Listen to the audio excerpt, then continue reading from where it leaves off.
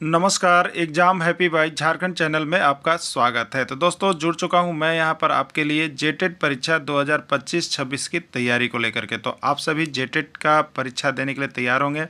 जेटेट परीक्षा बहुत जल्द होने वाली है, तो आप सभी यहां पे क्लासेज के लिए अवश्य जुड़ेंगे। आपको बताते चले, जेटेट में तैयारी को लेकर के बहुत तरह से आपके मन में कौतूहल बना हुआ होगा कि किससे तैयारी करें, कहाँ से तैयारी करें। तो आपको बताते चले, जेटेट परीक्षा में यदि आपको परचम लहराना है तो आप झारखंड राज्य के अनुमोदित पाठ्यक्रम JCERT किताब को पढ़ना कभी भी नहीं भूलेंगे। बाहर का प्रैक्टिस सेट लेकर के यदि आप पढ़ रहे हैं तो वो आपके साथ धोखा हो रहा है, ठीक है। तो आप JCERT जैक का किताब ले लीजिए, जो कि आपको झारखंड राज्य के सरकारी विद्यालयों में मिलते हैं।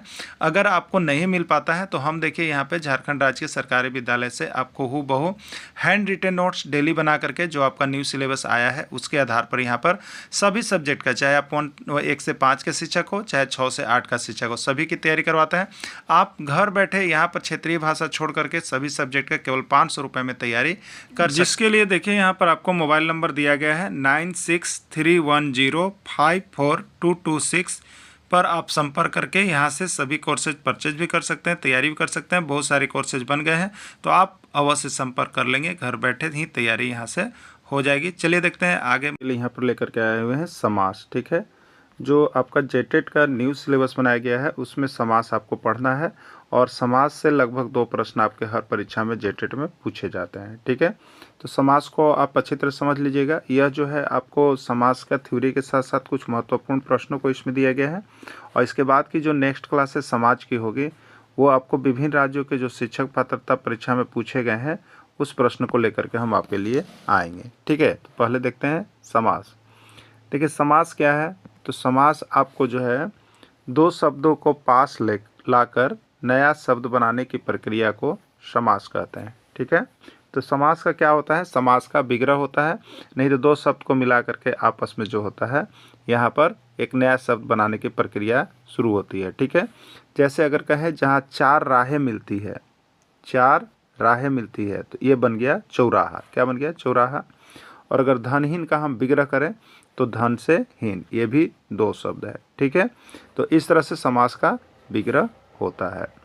अब देखिएगा यहाँ पे समास के भेद, ये देखिए आपका जो जेटेट हुआ था उसमें आया भी था कि समास के कितने भेद होते हैं। इस पर बहुत सा जो है कि सही गलत किया गया था, लेकिन लास्ट में 6 इसका भेद को सही किया गया था, ठीक है। तो समास के भेद का नाम आप याद रख लीजिएगा, शायद कभी पूछ दे। तो समास के भेद का नाम याद रखने का एक छोटा सा ट्रिक है कि अब तक समास 2 है, अब तक समास 2 है, याद रख लीजिएगा। इससे क्या होगा, तो इससे समास के भेद का नाम याद हो जाएगा, ठीक है। तो देखिए अ से है अव्ययी भाव समास, और ब से है बहुब्रीहि समास, त से है तत्पुरुष समास, और क से है कर्मधारय समास, ठीक है। और 2 में 2 हो गया, तो ये द्वंद्व और द्विगु हो गया। क्या हो गया, द्वंद्व समास और द्विगु समास हो गया। क्लियर। तो इस तरह से समास के कितने भेद होते हैं, इस तरह से समास के 6 भेद होते हैं, ठीक है। समास के कितने भेद होते हैं, इस तरह से समास के 6 भेद होते हैं। पहला है अव्ययी भाव समास, दूसरा है बहुब्रीहि समास, तीसरा है तत्पुरुष समास, चौथा है कर्मधारय समास, पांचवा है द्वंद्व समास, और छठा है द्विगु समास, ठीक है। अव्ययी भाव, बहुब्रीहि, तत्पुरुष, कर्मधारय, द्वंद्व और द्विगु, यही समास के 6 भेद होते हैं। तो आपसे प्रश्न पूछा जा सकता है कि समास के कितने भेद होते हैं। तो समास के कितने भेद होते हैं, 6 भेद होते हैं, ठीक है। चलिए देखते हैं। यहाँ पर देखिए नोट एक हमने आपके लिए बनाया है कि संधि का विच्छेद होता है। संधि का क्या होता है, विच्छेद होता है, और समास का क्या होता है, विग्रह होता है, ठीक है। समास का विस्तार होता है और संधि को तोड़ा जाता है। तो संधि का विच्छेद होता है जबकि समास का विग्रह होता है, ठीक है। चलिए देखिए यहाँ पे ये प्रश्न है, यथाशक्ति में कौन सा समास है। यथाशक्ति में कौन सा समास है, अव्ययी भाव, बहुब्रीहि, कर्मधारय या द्वंद्व, ठीक है। तो इसका राइट आंसर ये होगा अव्ययी भाव समास। देखिए यहाँ पे एक चीज़ याद रखिएगा, यथा से जुड़े हुए चीज़ बहुत बार आते हैं, ठीक है। बहुत परीक्षा में यथा से जुड़ा हुआ, जैसे यथाशक्ति हम मान लें, यथाशीघ्र मान लें, यथासंभव मान लें। तो यथा से जुड़ी हुई चीज़ें अगर कोई भी चीज़ आती है तो वो समझिए कि आपका क्या है, तो वो आपका अव्ययी भाव समास में चला जाएगा, ठीक है। चलिए नेक्स्ट देखिएगा, गगनचुंबी में कौन सा समास है। गगनचुंबी में कौन सा समास आपको बताना, तत्पुरुष, द्वंद्व, द्विगु या इनमें से कोई नहीं, ठीक है। देखिए गगनचुंबी है, इसको आप समास को विग्रह कीजिएगा। समास को जब आप विग्रह कीजिएगा तो आएगा गगन को चुंबने वाला। गगन को चुंबने वाला को गगनचुंबी कहते हैं। तो जब आप इसका विग्रह कर रहे हैं तो देखिए इसमें कारक चिन्ह आ रहा है। क्या है? कारक चिन्ह, कारक चिन्ह। ठीक है, यदि आप विग्रह करते हैं और उसमें क्या आता है? कारक चिन्ह आता है। क्या आता है? कारक चिन्ह आता है। तो आप उसको तत्पुरुष समास में रखिएगा। किस में रखिएगा? तत्पुरुष समास में रखिएगा। राइट हैंड साइड का ये हो जाएगा। ठीक है, चलिए नेक्स्ट देखिएगा। भूखमरा कौन सा समास है?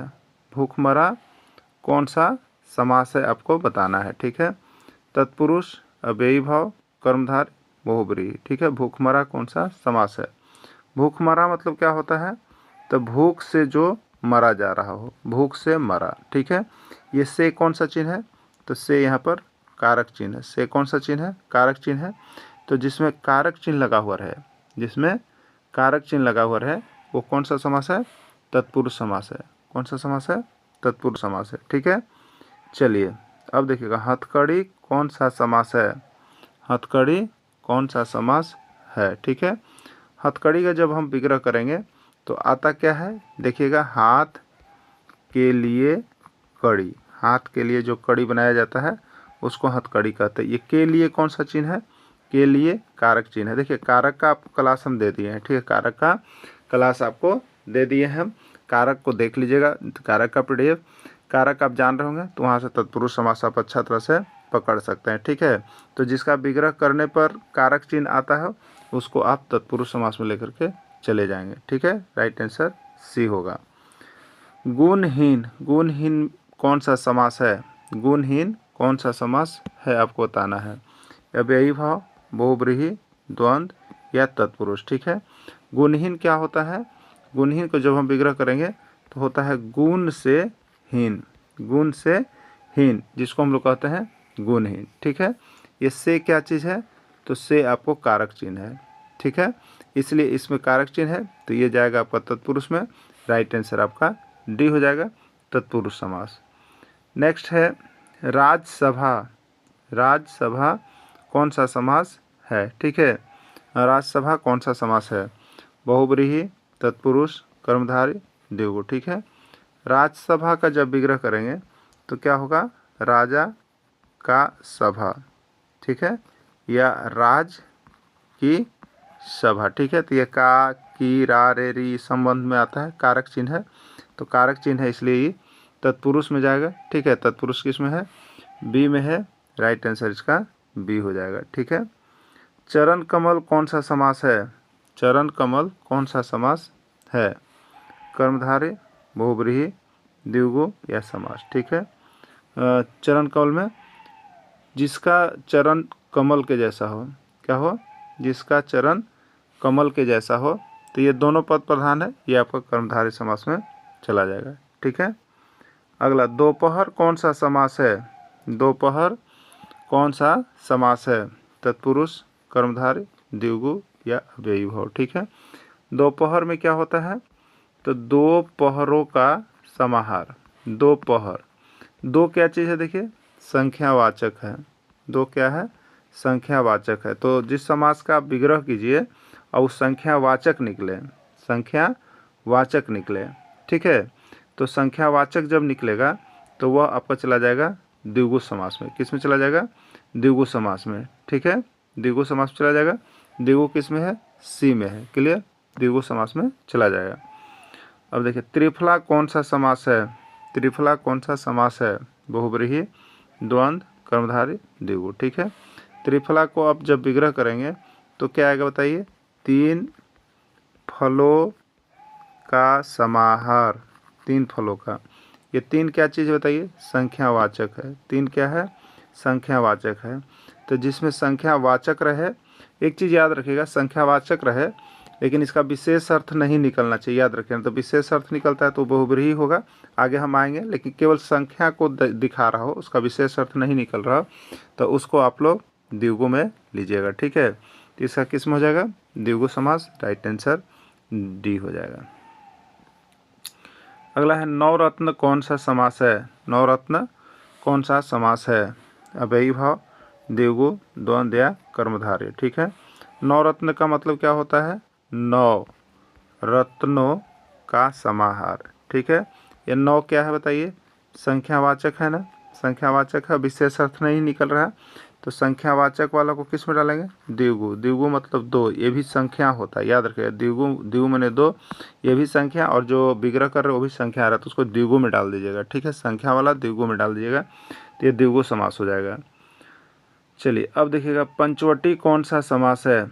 पंचवटी कौन सा समास है आपको बताना है। द्वंद्व समास, कर्मधारय समास, द्विगु समास, अव्ययी समास। ठीक है, पंचवटी मतलब क्या होता है? 5 वटों का समाहार। 5 वटों का समाहार को हम लोग पंचवटी कहते हैं।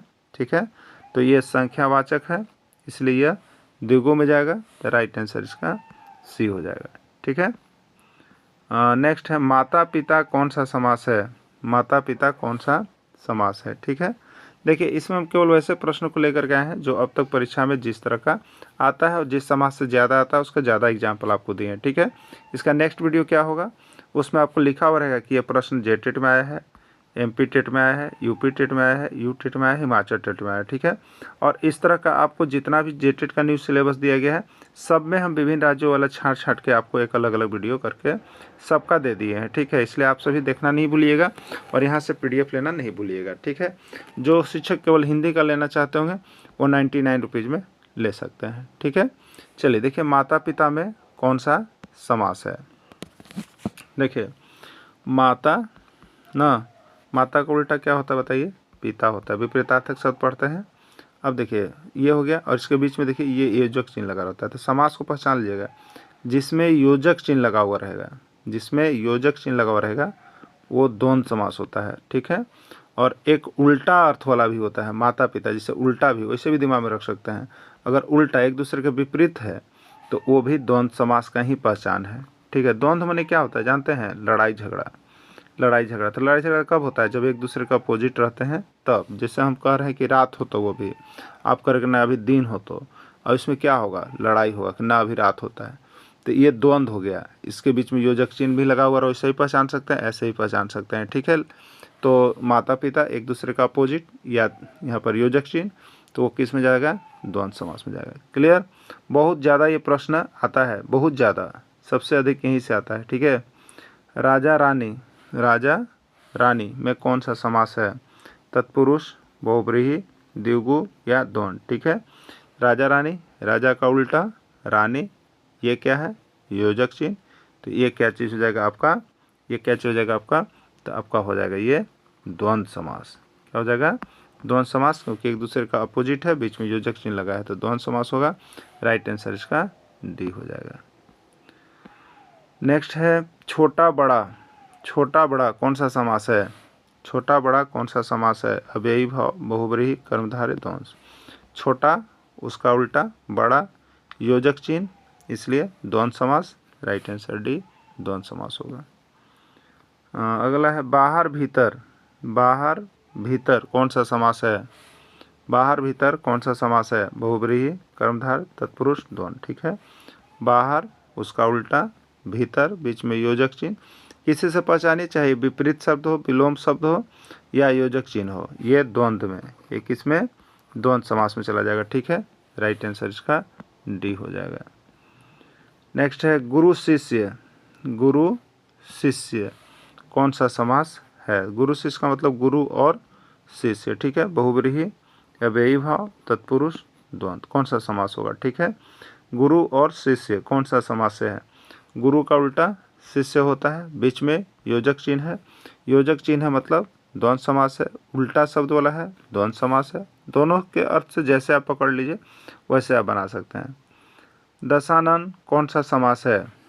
दशानन कौन सा समास? इसका जब विग्रह करेंगे, दशानन का मतलब होता है आनंद मने मुख, दस हो आनंद जिसका, दस हो आनंद जिसका। देखिए हमने आपको बताया था कि संख्यावाचक है, तो इसको आप किस में डालिएगा? द्विगु में डालिएगा। ठीक है, ये चीज़ हमने बताया था। लेकिन अब देखिए हमने ये भी बोला था कि अगर उसका विशेष अर्थ निकलेगा तो उसको आप बहुव्रीहि में डालिएगा। तो दस हो आनंद जिसका, इसका नाम निकलता है रावण के लिए, ये उपाधि किसी रावण, तो ये विशेष अर्थ निकल गया। विशेष अर्थ निकल गया तो ये द्विगु में नहीं जाएगा, ये किस में जाएगा? बहुव्रीहि में जाएगा। ठीक है, समझ में आ गया होगा। चलिए अगला, लंबोदर, लंबोदर, ठीक है। लंबोदर किस में जाएगा? बहुब्रीहि, द्विगु, तत्पुरुष, एन विशेष सभी, ठीक है। लंबोदर, लंबोदर का मतलब है लंबा हो उदर जिसका, लंबा हो उदर जिसका, ठीक है। और इसका विशेष अर्थ निकल गया, क्या चीज़ के लिए? गणेश भगवान के लिए, ठीक है। तो लंबा हो उदर जिसका, इसका विशेष अर्थ निकले, तो जिसका विशेष अर्थ निकल जाए उसको हम लोग किस में डालेंगे? बहुब्रीहि में डालेंगे। तो राइट आंसर इसका ये हो जाएगा, ठीक। अगला, नीलकंठ में कौन सा समास है?